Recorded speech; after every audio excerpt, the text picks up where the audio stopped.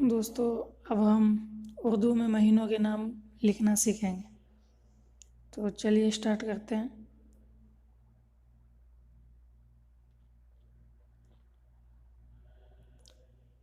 जनवरी,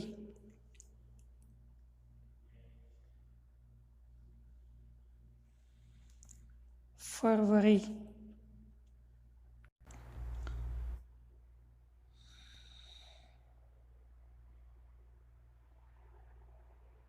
मार्च,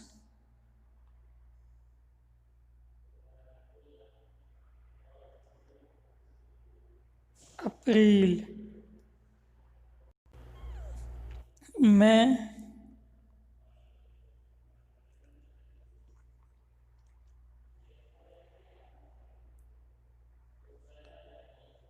जून,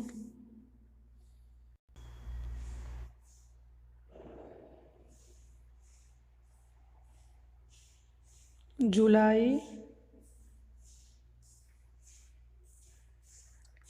अगस्त, सितंबर,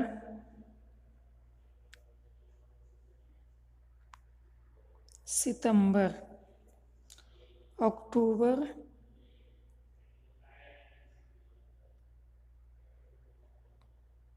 अक्टूबर, नवंबर,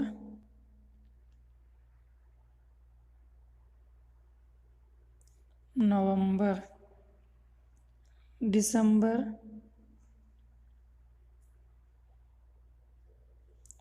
दिसंबर, जनवरी, जनवरी, फरवरी, फरवरी, मार्च, मार्च,